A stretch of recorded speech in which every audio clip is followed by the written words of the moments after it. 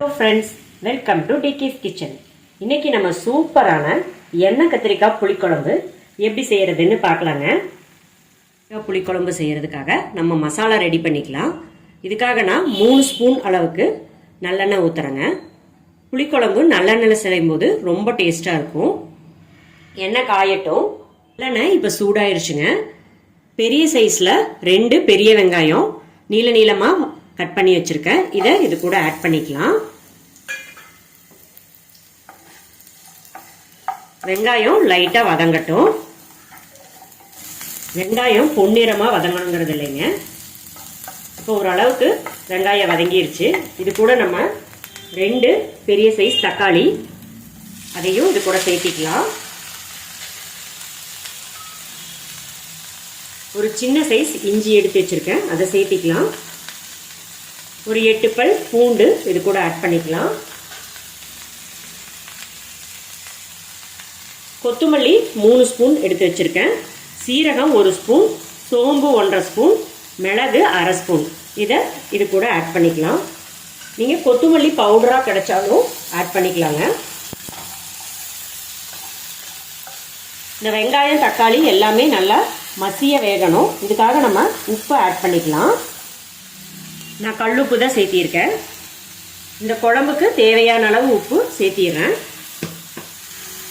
தக்காளி வெங்காயம் நல்லா மசிஞ்சு வெந்து வரட்டும். அடுப்பை மீடியம் ஃப்ளேம்லேயே வச்சு நல்லா வதக்கிக்கோங்க. இது கூடவே 4 வரமிளகாய் சேர்த்திக்கலாம். நீங்கள் மிளகாத்தூள் போடுறதுனாலும் போட்டுக்கலாங்க. உங்களோட காரத்துக்கு தகுந்த மாதிரி போட்டுக்கோங்க. நம்ம மிளகு ஆட் பண்ணியிருக்கோம், அதுக்கு தகுந்த மாதிரி காரத்துக்கு சேர்த்திக்கோங்க. இது எல்லாமே மசிய வெந்து வரட்டும். தக்காளி நல்லா மசிஞ்சிருச்சுங்க. நான் ஒரு 5 நிமிஷம் போல் சிம்லேயே வச்சு வதக்கினேன். இது நம்ம நல்லா ஆற வச்சுட்டு அதுக்கப்புறமா குழம்பு செய்ய ஆரம்பிச்சிடலாம். மசாலா நல்லா ஆறிடுச்சுங்க. நம்ம இதை மிக்சியில் போட்டு நல்லா நைஸாக அரைச்சி எடுத்துக்கலாம். தண்ணி விடாம நல்லா நைஸா அரைச்சு எடுத்துக்கலாங்க.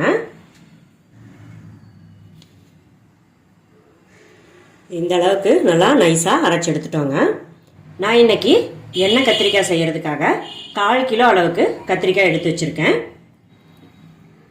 இது கத்திரிக்காய் காம்பு பாதி இருக்கிற அளவுக்கு கட் பண்ணிக்கலாங்க.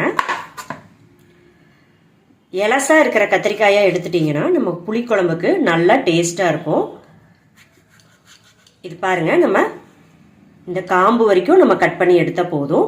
இப்படி நம்ம ஓப்பன் பண்ணி உள்ள பூச்சி ஏதாவது இருக்கான்னு செக் பண்ணிக்கோங்க. இதே போல் எல்லா கத்திரிக்காயும் வெட்டி தண்ணியில் போட்டு வச்சுக்கலாம். இல்லைன்னா கத்திரிக்காய் உள்ளார கருக்க ஆரம்பிச்சிடும். இந்த கத்திரிக்காயை நம்ம எண்ணெயில் வதக்க போகிறோம். அதுக்கு முன்னாடி இதில் இருக்கிற தண்ணி எல்லாமே நம்ம இது மாதிரி தொடச்சி எடுத்துக்கலாம். இல்லைன்னா எண்ணெயில் போடும்போது நம்மளுக்கு தெறிக்க ஆரம்பிச்சிடும்.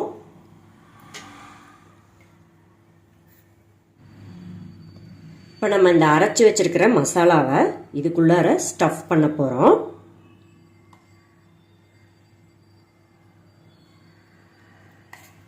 இப்படி 2 இப்படி ஓப்பன் பண்ணிவிட்டு இப்படி வச்சிட்டிங்கன்னா மசாலா நல்லா கத்திரிக்காய்க்குள்ளார கோட் ஆயிரும்.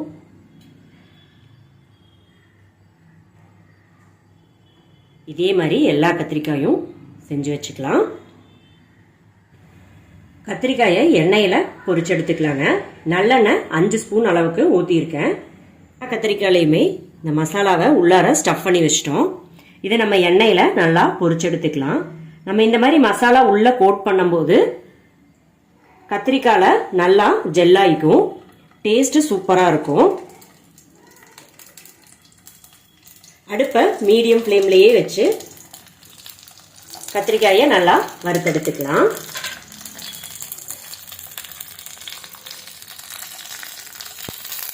மெதுவாக திருப்பி விட்டு வதக்கிக்கலாங்க. இல்லைன்னா மசாலா எல்லாமே பிரிஞ்சு வெளியில் வந்துடும். நம்ம கத்திரிக்காயில் மசாலா வச்சுருக்கிறதுனால எண்ணெய் லைட்டாக தெறிக்கும். நீங்கள் வேணும்னா லைட்டாக மூடி போட்டு வேக வச்சுக்கோங்க. ஃபுல்லாக மூடி போட்டு மூடாமல் ஒரு பாதி அளவுக்கு மூடி போட்டிங்கன்னா நம்மளுக்கு எண்ணெய் கையில் தெறிக்காது. அப்பப்போ இது மாதிரி திருப்பி விட்டுக்கோங்க. இல்லைன்னா ஒரு பக்கம் மட்டும் கத்திரிக்காய் நல்லா கரிஞ்சிடும், மற்ற பக்கம்லாம் வேகாமல் போயிடும். மெதுவாக பொறுமையாக திருப்பி விட்டுக்கோங்க. பாருங்கள், கத்திரிக்காய் எல்லாமே ஒரே மாதிரி எல்லா பக்கத்துலேயுமே நல்லா வெந்து வந்துருச்சு. இப்படி கலர் மாறி இருக்கு.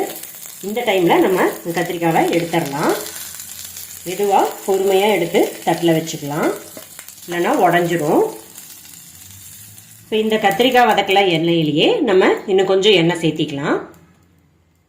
இப்போ இந்த மசாலாவை இந்த எண்ணெயில் நல்லா நம்ம வதக்கி விட்டுக்கலாம். எண்ணெய் நல்லா காஞ்சிருச்சு. கருவேப்பிலை ஒரு கொத்து ஆட் பண்ணிக்கலாம்.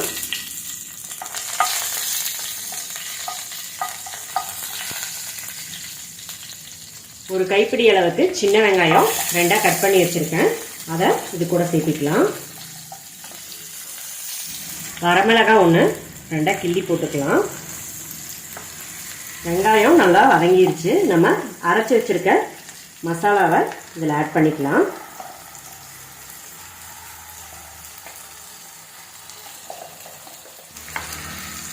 இந்த மசாலா நல்லா எண்ணெயில் வதங்கணும். நம்ம மிக்ஸி ஜாரை கழுவி கொஞ்சமாக தண்ணி விட்டுக்கலாம்.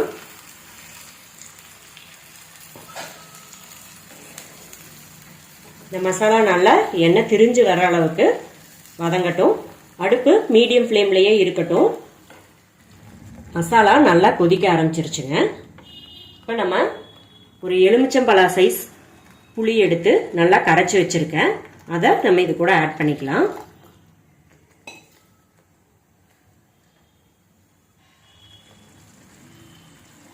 குழம்பு நல்லா எண்ணெய் திரிஞ்சு வெந்துட்டுருக்கு. இந்த ஸ்டேஜில் நம்ம வதக்கி வச்சுருக்க கத்திரிக்காவை ஆட் பண்ணிடலாம்.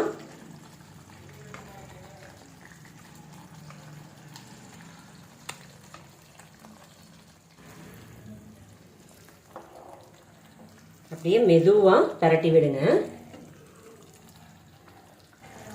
குழம்பு இன்னொரு 10 நிமிஷம் போல் கொதிக்கட்டும். நம்ம மூடி போட்டுடலாம்.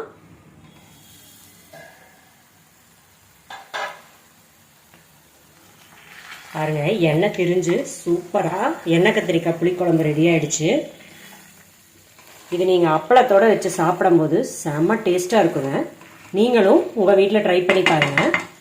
மறக்காமல் எங்கள் சேனலை லைக் பண்ணுங்கள், ஷேர் பண்ணுங்கள், கமெண்ட் பண்ணுங்கள். தேங்க்யூ.